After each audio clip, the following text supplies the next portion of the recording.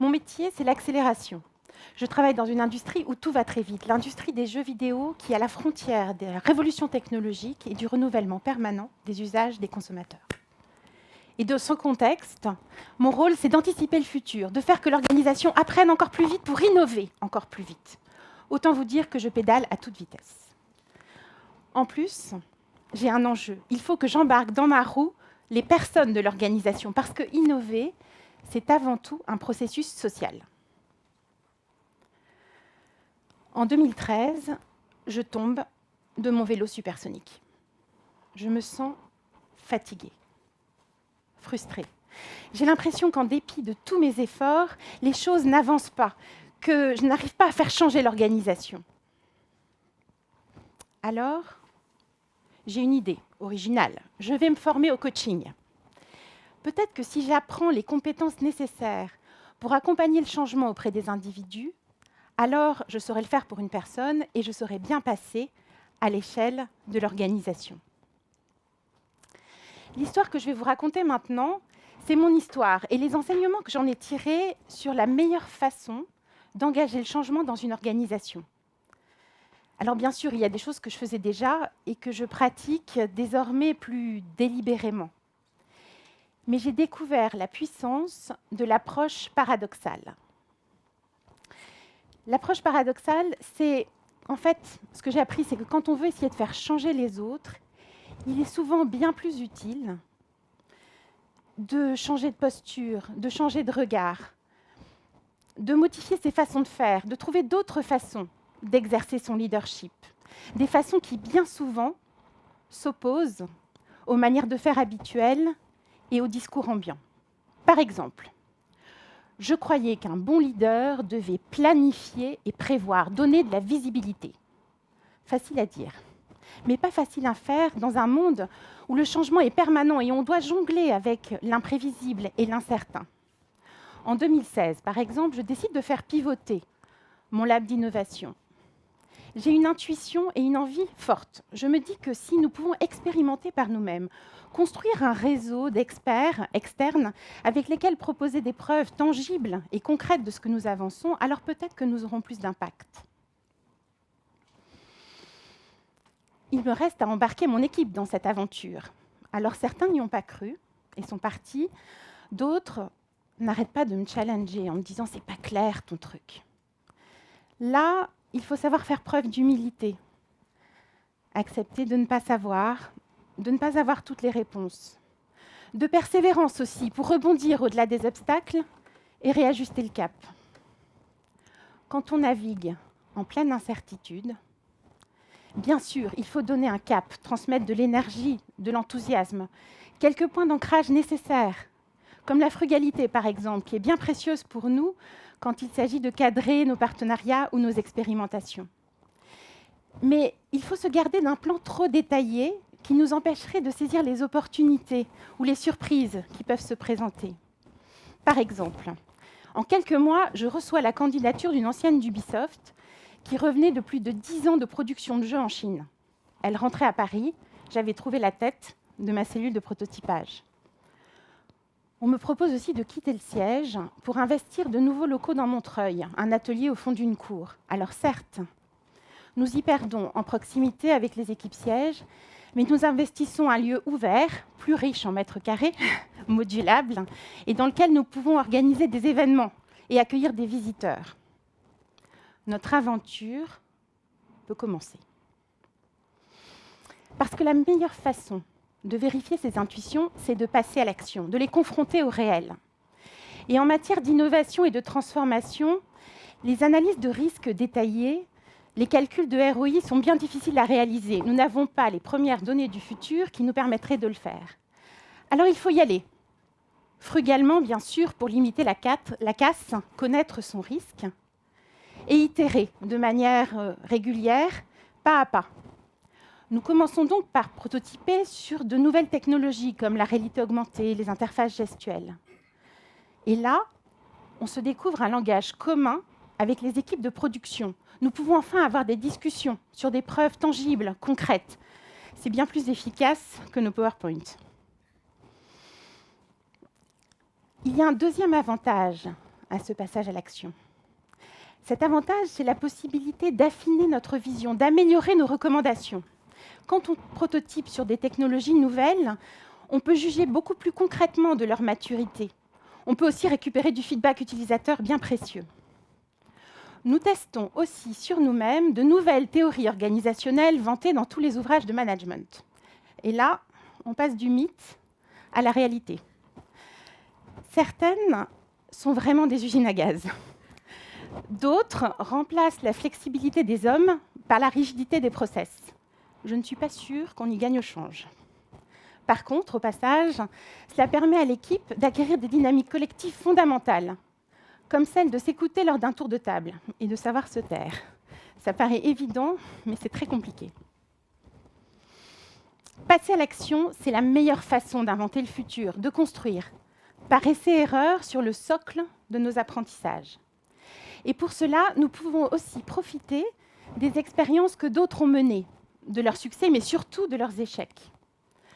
Nous montons par exemple un programme d'accompagnement de start-up à Station F, l'incubateur parisien.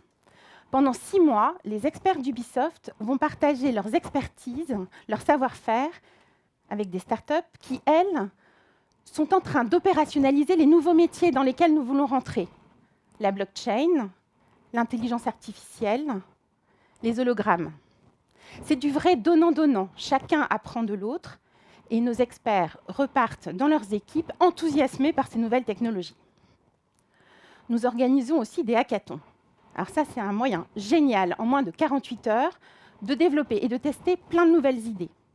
Et surtout, nous y faisons la rencontre d'experts, de mentors passionnés, de participants qui sont bien plus avancés que nous sur ces nouvelles technologies. Innover, c'est apporter quelque chose de nouveau, c'est prendre une idée quelque part et l'amener autre part. C'est au cœur de notre métier au lab. Nous regardons tout ce qui se passe en dehors de l'industrie et nous le ramenons dans notre industrie pour en imaginer les impacts. La blockchain, par exemple. Quel impact ça peut avoir sur l'expérience du joueur? En quoi ça peut nous permettre d'améliorer nos processus internes? Quel éclairage ça nous donne sur les organisations véritablement innovantes? Mais une idée, elle est forcément incarnée. Elle est portée par un individu. Pour qu'il y ait échange d'idées, il faut qu'il y ait des interactions. Et ça, c'est la première responsabilité du leader de l'innovation. S'assurer qu'il y a de la diversité, la promouvoir, la protéger. Je ne sais pas si vous l'avez remarqué, mais les conversations sont toujours beaucoup plus riches quand on a des profils, des expériences différentes. C'est là, je trouve, qu'on touche du doigt l'essence de l'intelligence collective. Alors, je vous laisse imaginer les conversations au lab entre mon responsable blockchain, qui est aussi un ancien professeur de philosophie et maître de jeux de rôle le week-end, mon programmeur, qui fait aussi du cinéma, des courts-métrages et des longs-métrages, et le technical artist, un métier qui est à la frontière du dessin et de la programmation, mais qui est aussi magicien, guitariste, et qui donne des cours d'anatomie le dimanche. À des profils hyper spécialisés, j'ai tendance à privilégier des profils plus protéiformes qui cherchent à relier les choses entre elles pour leur donner du sens. Aujourd'hui, nous vivons à l'heure de l'intelligence artificielle et les algorithmes peuvent facilement nous enfermer dans nos modèles du monde, dans nos façons de voir, limitant d'autant nos choix et notre créativité. Et par rapport à cela, il me paraît urgent de développer notre quotient de curiosité et de résister aux sirènes ambiantes de la rationalisation et de la standardisation. Quand on crée un contexte d'écoute, de bienveillance, dans lequel chacun peut exprimer sa singularité, bien sûr, on amplifie les différences. Mais c'est dans cette diversité cognitive qu'on peut trouver la différence qui fait la différence. En fait, il y a un Graal. Le 1 plus 1 égale 3. C'est l'art de la conversation, vous savez, au sens des philosophes grecs. Cette capacité à rentrer dans le conflit, à s'opposer et à en sortir par le haut en trouvant une solution nouvelle et générative qui nous permet d'intégrer nos différences. Alors ça, je l'ai vécu sur mon prototype blockchain. Mon porteur de projet avait une idée assez claire des cas d'usage assez classiques qu'il voulait prototyper. L'équipe de prototypage, elle, voulait aller beaucoup plus loin dans l'exploration de cette technologie révolutionnaire. Alors, ils ont débattu, échangé, et ils sont arrivés à la différence qui fait la différence pour la blockchain. Cette différence, c'est la notion de puissance distribuée. Chaque ordinateur est un nœud du réseau et l'ensemble des éléments apporte davantage de valeur au tout. Et c'est là qu'ils ont trouvé la bonne idée. Chaque joueur va pouvoir générer sur son ordinateur, de manière procédurale, c'est-à-dire en utilisant l'intelligence artificielle et la puissance de calcul de son ordinateur, une île. La sienne, c'est vraiment la sienne. Mais il peut la mettre à disposition de tous les autres joueurs en utilisant la technologie blockchain. Une belle métaphore du 1 + 1 = 3. Alors, il y a un proverbe chinois que j'adore qui dit que ce n'est pas en tirant sur les plantes qu'on les fait pousser.